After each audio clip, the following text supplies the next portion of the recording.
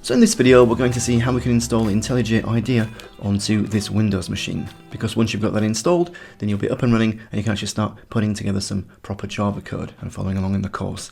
So first off, if you go to Internet Explorer and then just do a search for IntelliJ IDEA, and then here you can see we've got this IntelliJ IDEA link on the second one.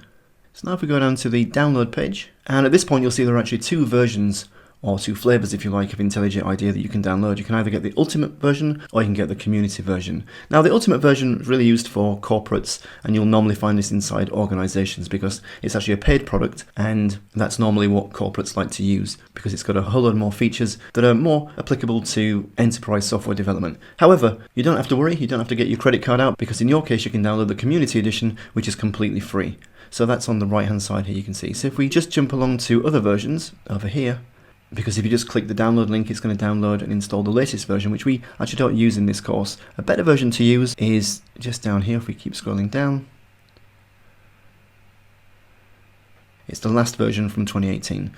Now this might seem that it's quite an out-of-date version. It's actually not. It's just that the latest versions give some extra features which can be actually a little confusing for beginners, even though they're intended not to be.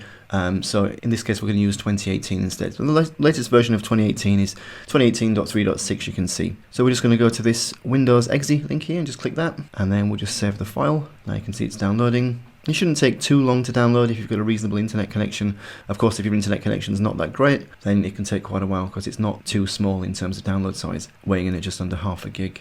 Just get rid of this in the meantime. Okay, so it looks like it's just finishing up now, running the security scan. And once it's done that, it says finish downloading, you can see. So now if we just go to run, and yeah, allow to make changes. And at this point we can just start stepping through the wizard. So it's the same, just close this off. It's the same kind of installation process you'll see with other Windows programs. So if we just click next here, you can accept this as the default location, that's fine. We don't have to worry about any spaces in paths or anything because this is just an IDE. It's nothing that's going to be invoked from the command line, so spaces in paths are fine. You can choose to create a shortcut if you want as well, so depending on whether you're running a 64-bit version or a 32-bit version, you can just choose one of those options to create a shortcut to it on your desktop as well, which can be useful.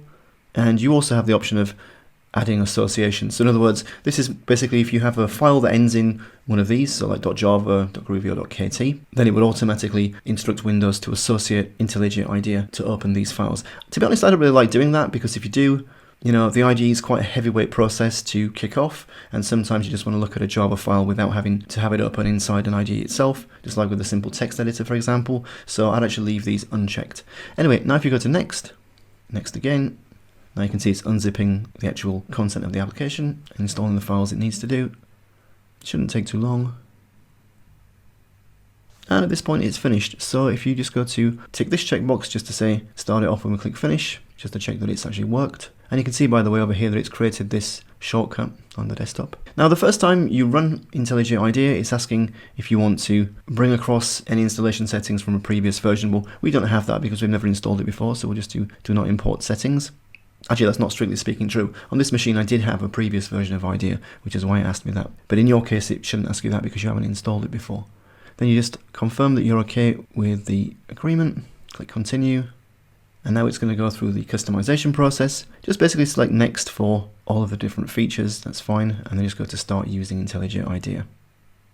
And at this point, we're at the main start menu for IntelliJ IDEA, where we've got the options to create a new project, import project, open a project, that kind of thing, and we'll get familiar with those to be able to work with Java code, create our Java projects, and we'll see how to do that as we go throughout the course.